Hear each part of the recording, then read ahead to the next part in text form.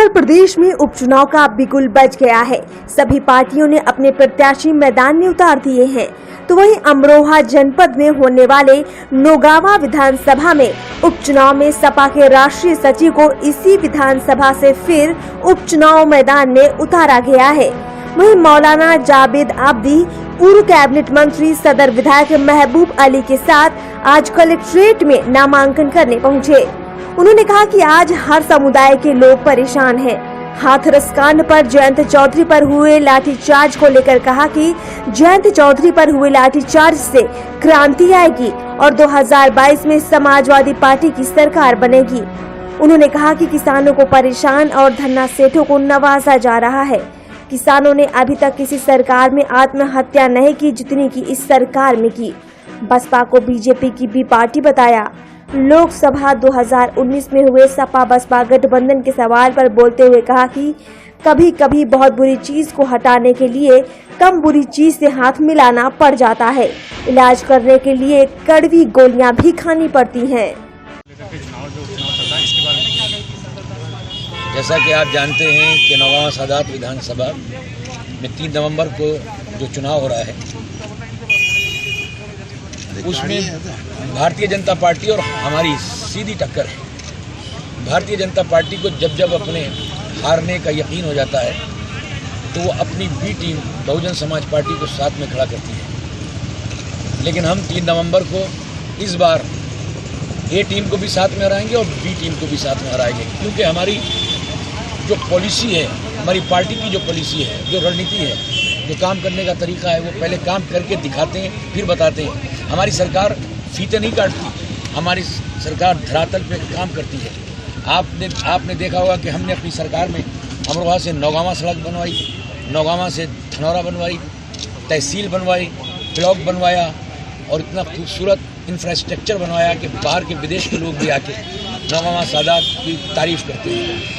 और अधूरे जो हमारे ख्वाब थे, जो सपने थे, वो भी हम बहुत जल्दी सरकार बनते ही पूरा करेंगे। यहाँ पर इंटरनेशनल हॉस्पिटल बनाया जाएगा और हर 10 किलोमीटर पे पूरी विधानसभा में हम कॉलेज बनाएंगे लड़कियों का और हर 10 किलोमीटर पे लड़कों का डिग्री कॉलेज बनाएंगे। यहाँ पर इंफ्रास्ट्रक्चर डेवलप करके इंडस्ट्री लेके आएंगे ताकि हमारे बेरोज़गारों को यहाँ पर घर में ही रोज़गार मिल सके। किसानों की अनदेखी हुई है। 1947 से लेकर आज तक किसी भी सरकार में किसानों ने इतनी आत्महत्या नहीं की जितनी भारतीय जनता पार्टी की सरकार में किसानों ने आत्महत्या की है।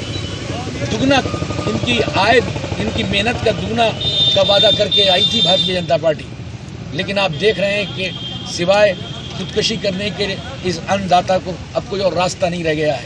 कोई इनके बारे में नहीं सोच रहा। जितना ये सरकार की योजनाएं हैं वो सिर्फ और सिर्फ अडानी और अंबानी जैसे धन्ना सेठों को और धन कमाने के रास्ते हमवार कर रही हैं। इसलिए हम अपने नौगावा सादात विधानसभा में जीतने के बाद हमारी 2022 में सरकार हुई तो ये सरकार किसानों की सरकार होगी, मजदूरों की सरकार होगी, वंचितों की, डिप्राइव लोगों की सरकार होगी। इसलिए कि हम किसानों के लिए लड़ेंगे और जो ये गठबंधन बना है वो गठबंधन भी किसानों की ही पार्टी का है। समाजवादी पार्टी भी किसानों की पार्टी है, राष्ट्रीय लोकदल भी किसानों की पार्टी है और महान दल भी किसानों के हक में खड़ी हुई है। इसलिए हम सब आने वाली सरकार किसानों की सरकार होगी। जब मंत्री जी अभी जो हाथरस वाले जो मनीषा कांड के बारे में क्या कह रहे हैं, वहाँ पर जो जयंत चौधरी साहब की पुलिस ने लाठियाँ भाजी हैं और इस तरीके का मामला ऐसा सामने आया जो ऐसा है जब कोई सच की आवाज़ उठाने के लिए जिस पर लाठी बरसाई जाती है। साइमन कमीशन जब आया अंग्रेज़ों के ज़माने में तो लाला लाजपत राय पे लाठियाँ बरसाई और लाठियाँ बरसाने के बाद वो लाला लाजपत राय शहीद हो गए। लेकिन उसी लाठियाँ बरसाने के बाद एक नई क्रांति पैदा हुई जिससे भगत सिंह पैदा हुए, जिससे चंद्रशेखर आज़ाद पैदा हुए, जिससे अशफाकुल्लाह पैदा हुए। बिल्कुल जिस तरह लाला लाजपत राय पे साइमन कमीशन के खिलाफ आवाज़ उठाने के लाठीचार्ज की गई थी और उसकी कोख से नई क्रांति ने जन्म ली। जयंत चौधरी जी चौधरी चरण सिंह की राजनीतिक विरासत के वारिस हैं जो उनके ऊपर लाठियाँ चार्ज की गई हैं। बिल्कुल लाला लाजपत राय की शहादत के बाद और लाठियाँ चार्ज करने के बाद जो क्रांति पैदा हुई उसी तरह से जयंत चौधरी जी पे जो लाठियां चार्ज हुई हैं एक नई क्रांति जन्म लेगी और वो किसानों की आवाज़ उठाएगी, वो मजदूरों की आवाज़ उठाएगी और वो 2022 में सरकार बनाकर किसानों की खुशहाली के रास्तों को हमवार करने का काम करेगी। अच्छा मंत्री जी, लास्ट सवाल रह गया, बीजेपी से आप अपना जो है वो मानना है, जो मुकाबला बीजेपी से भी नहीं है, क्या मानना है? मुकाबला बीजेपी से भी नहीं है, क्योंकि बीजेपी आज आखिरी दिन, एक दिन पहले तो उनकी समझ में ही नहीं आया था कि हम चुनाव लड़ाएं या नहीं लड़ाएं, इसलिए 2 दिन पहले तो उन्होंने अपने कैंडिडेट का अनाउंसमेंट किया है।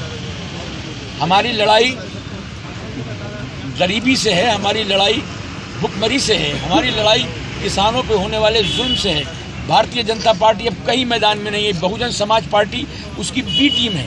जब कभी भी भारतीय जनता पार्टी को अपने चुनाव के हारने का यकीन होता है, वो अपनी बी टीम को कुछ ना कुछ साजिश करके खड़ा कर देती है, लेकिन हम 3 नवंबर में भारतीय जनता पार्टी के साथ साथ समाजवादी पार्टी ए टीम को भी हराएगी और बी टीम को भी हराएगी। जैसे अब अभी आपने बताया कि बसपा जो है वो इसकी बी टीम है भाजपा की, लेकिन अभी लोकसभा चुनाव में तो आपका खुद का गठबंधन था। आप देखिए कि कभी कभी ऐसा होता है कि 2 चीज़ें होती हैं, एक बुरी चीज़ होती है, एक बहुत बुरी चीज़ होती है। तो कभी कभी बहुत बुरी चीज़ को ख़त्म करने के लिए बुरी चीज़ को अपनाया जाता है, कभी कभी कुछ इलाज करने के लिए कड़वी गोलियां भी खाई जाती हैं। अमरोहा से मोहम्मद आसिफ की रिपोर्ट।